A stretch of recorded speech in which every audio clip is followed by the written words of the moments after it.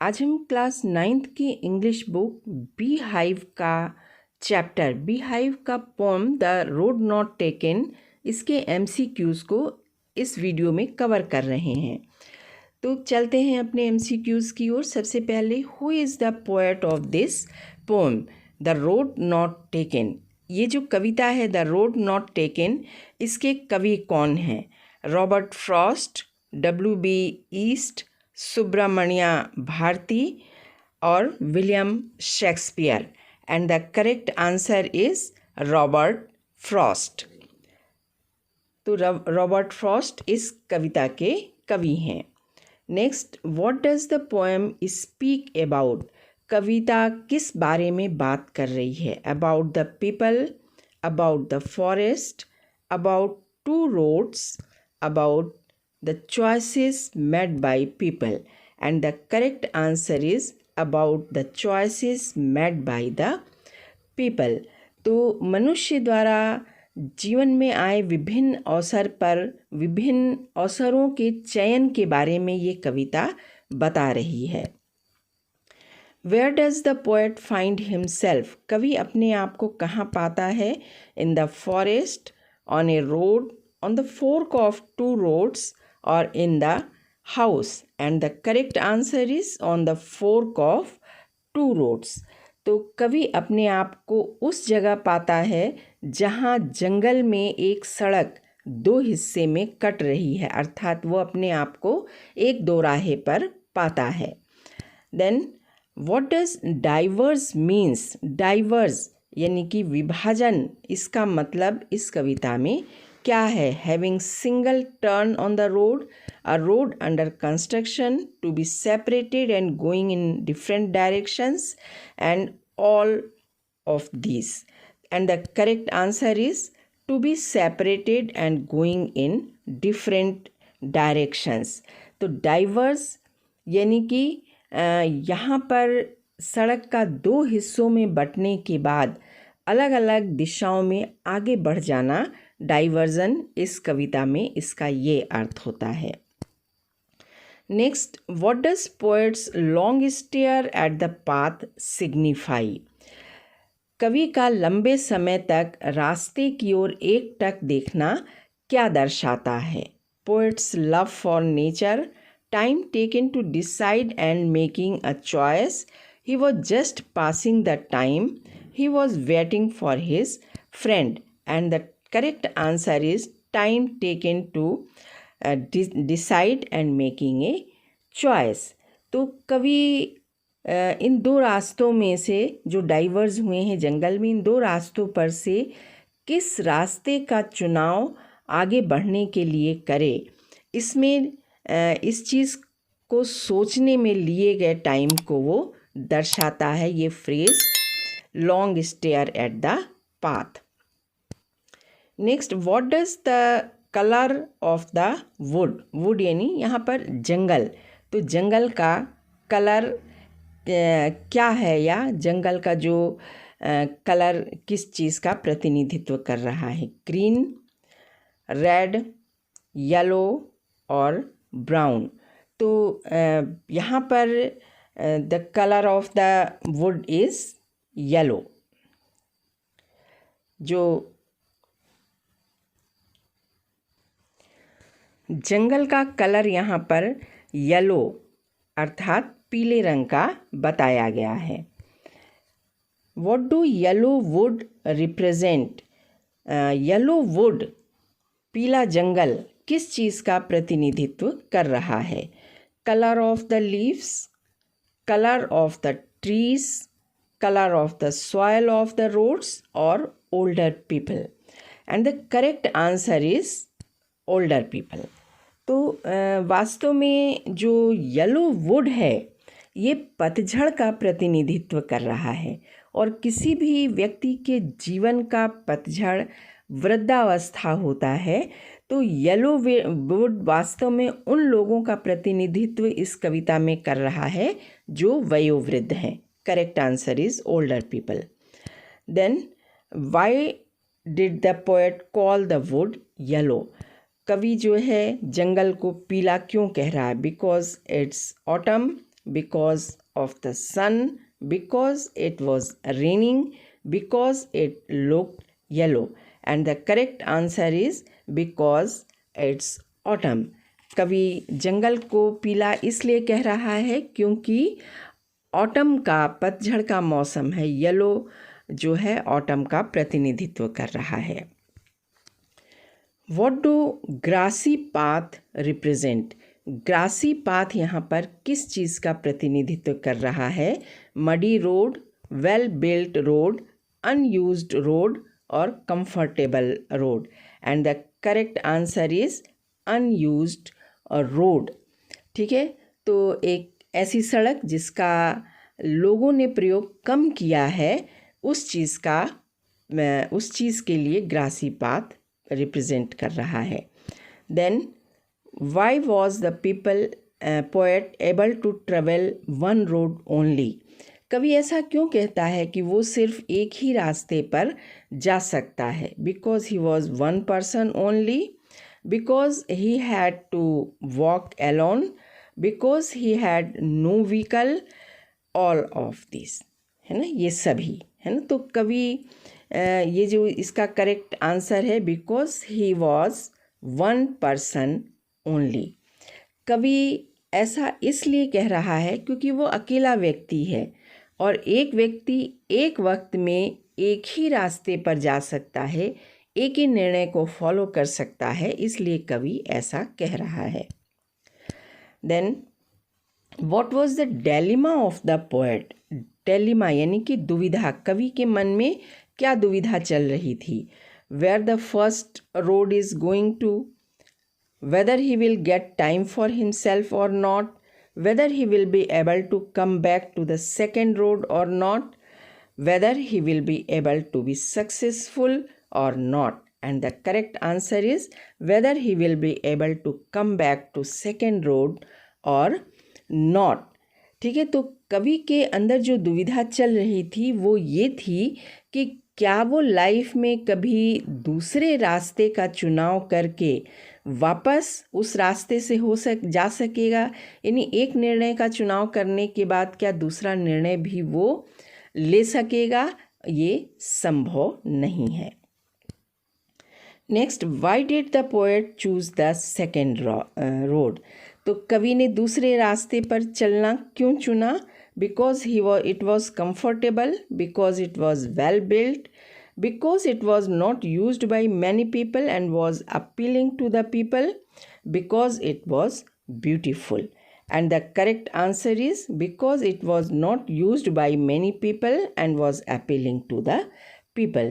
तो कवि ने दूसरे रास्ते पर चलना इसलिए चुना क्योंकि अधिकतर लोगों ने इस रास्ते पर जाना सही नहीं समझा था। उन्होंने वो रास्ता चुना था जिस पर ज़्यादातर लोग जा रहे थे।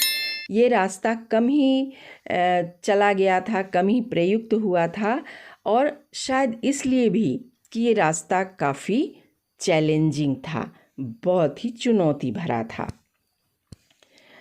Who took the other road? दूसरा रास्ता किसने चुना? दूसरा रास्ता जिस पर से होकर अधिकतर लोग जा रहे थे, उस रास्ते को कौन लोग चुन रहे थे, है ना? ज़्यादा यूज़ किया हुआ रास्ते से होकर कौन जा रहे थे? Poets friend, poets followers, other people, poets cousin. And the correct answer is other people. ठीक है, तो अन्य दूसरे लोग जो वास्तव में ऐसे लोग हैं जो जीवन में आसान रास्ते चुनते हैं, आसान निर्णय लेकर कंफर्टेबल लाइफ बिताना चाहते हैं, एक दूसरे जैसा रास्ता चुनते हैं, जो जीवन में चैलेंज लेना या रिस्क लेना पसंद नहीं करते हैं, वो ही इस रास्ते पर जा रहे थे। Then what do the word long I stood mean in this poem? इस कविता में ये जो फेज़ है, मैं देर तक वहाँ रुका रहा और देखता रहा, इस फेज़ का इस कविता में क्या अर्थ है? Poet was relaxing mood, poet was in relaxing mood, poet was thinking, poet's dilemma, poet was enjoying the nature, and the correct answer is poet's dilemma. तो ये कवि की जो एक दुविधा थी, है ना, वो इस फेज में दर्शा रही है कि long I stood. Next, what does the poet's decision of taking less travelled road show. ठीक है, कवि कम लोगों द्वारा चला गया रास्ता चुनता है, ये चीज़ क्या दर्शाता है? Poet's risk taking habit, arrogance of the poet, poet's curiosity और poet's innocence. And the correct answer is poet's risk taking habit. ठीक है, तो ये जो चीज़ है वो ये दर्शाता है कि वो लाइफ में, कवि जो है लाइफ में रिस्क लेना, चैलेंज लेना पसंद करता है, जीवन में आई चुनौतियों का सामना करना पसंद करता है और भेड़ चाल की तरह दूसरे जैसा कर रहे हैं वैसा करना वो पसंद नहीं करता है, ये चीज़ दर्शा रहा है।